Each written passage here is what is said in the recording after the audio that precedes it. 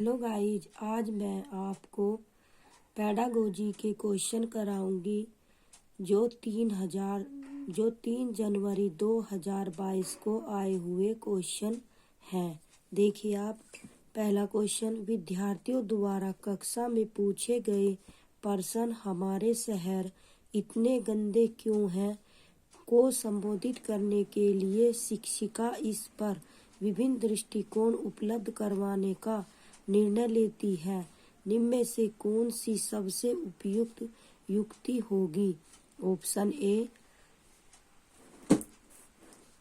स्थानीय सफाई कर्मचारी को उनके कार्य अनुभव और उनके सामने आने वाली चुनौतियों को साझा करने हेतु कक्षा में आमंत्रित करना।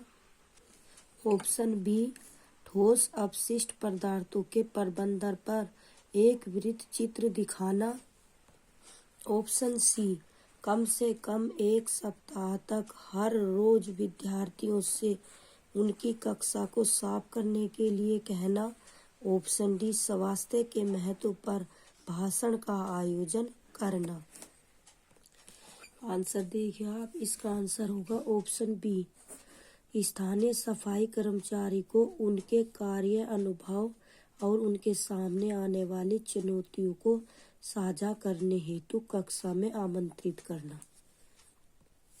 विद्यार्थियों द्वारा पूछे गए प्रश्न हमारा शहर इतने गंदे हैं क्योंकि को संबोधित करने के लिए शिक्षिका इस पर विचार दृष्टिकोण उपलब्ध करवाने का निर्णय लेती है, जिसमें वह अपने स्थानीय सफाई कर्मचारी को उनके कार्य अनुभव और उनके सामने आने वाली चुनौतियों को साझा करने हेतु कक्षा में आमंत्रित करेगी, जिससे विद्यार्थियों के प्रश्नों का समाधान हो। यह सबसे उपयुक्त युक्ति होगी। क्वेश्चन 2 देखिए आप, सामाजिक विज्ञान के एक शिक्षक चाहते थे कि उनके छात्र पिछली राज्य सरकार द्वारा लागू की गई स्वास्थ्य नीति को समझे। पूर्व स्वास्थ्य मंत्री का लेख इस विषय पर विस्तृत जानकारी देता है, लेकिन उन पर हाल ही में भ्रष्टाचार के आरोप लगे हैं। इसलिए शिक्षक असमंजस में है कि उसे इस लेख का उपयोग करना चाहिए या नहीं। सामाजिक विज्ञान के शिक्षक के लिए निम्नलिखित में कौन कौन सी सबसे जिम्मेदारीपूर्ण कार्रवाई होगी? ऑप्शन ए, समझाइए कि हमें इस लेख के लेखक पर ध्यान न देकर केवल उसमें ही दी गई विषय सामग्री पर ध्यान देना चाहिए जो कि इस नीति से संबंधित है। ऑप्शन बी, लेखक का नाम लिए बगैर इस लेख से उदाहरण का प्रयोग कर कक्षा में करें, जिससे किसी भी प्रकार के विवाद से बचते हुए उस लेख का लाभ उठाया जा सके। ऑप्शन सी, इसके बदले कम लाभदायक स्रोत सामग्री के रूप में कक्षा में प्रयोग करें। विवाद के बारे में चर्चा करने से केवल समय बर्बाद होगा। ऑप्शन डी देखिए आप अच्छे से, समझाइए कि सरकारी पदों पर लोग विवाद का पात्र बन सकते हैं और हमें लेखों का चयन उनके शैक्षिक महत्व के आधार पर चुनना चाहिए, न कि असंबंधित प्रतिष्ठा को ध्यान में रखकर। इसका आंसर होगा ऑप्शन डी। क्वेश्चन नंबर 3, श्रीमान राज अपने प्रारंभिक विद्यार्थियों को सामाजिक विज्ञान की प्रासंगिकता को समझते हैं। ऑप्शन ए, यह आपको विश्लेषणात्मक कौशल विकसित करने में सहायक होगा।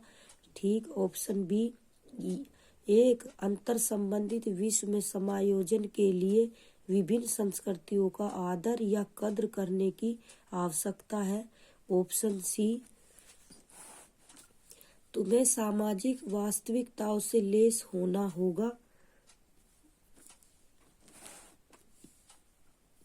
ऑप्शन, चर्चा के विषय के तौर पर कौन से कथन उपयुक्त हो सकते हैं, चुनाव कीजिए। ऑप्शन ए, केवल ए और बी, ऑप्शन बी केवल बी और सी, ऑप्शन सी केवल ए और सी, ऑप्शन डी केवल ए बी सी। इसका आंसर होगा ऑप्शन डी।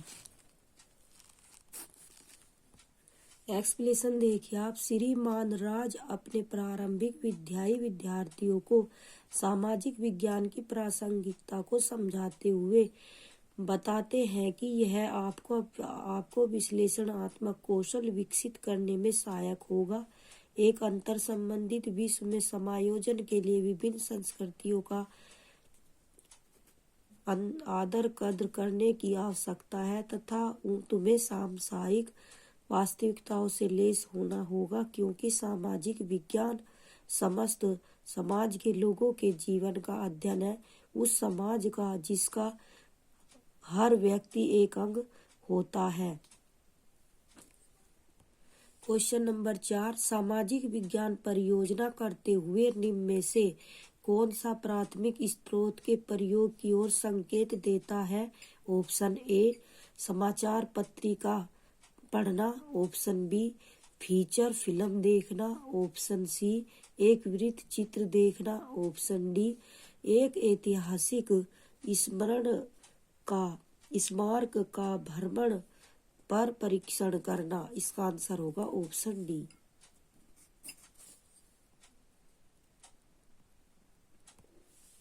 देखिए आप, सामाजिक विज्ञान परियोजना करते हुए एक ऐतिहासिक स्मारक का भ्रमण एवं परीक्षण करना प्राथमिक स्रोत की ओर संकेत करता है, जो आंकड़े प्रथम बार व्यक्तिगत रूप से अथवा व्यक्तियों के समूह तथा संस्था संगठन द्वारा एकत्रित किए जाते हैं, आंकड़ों के प्राथमिक स्रोत कहे जाते हैं। इसके अंतर्गत कला कीर्ति दस्तावेज, डायरी, पांडुलिपि, आत्मकथा, रिकॉर्डिंग या जानकारी का स्रोत आता है।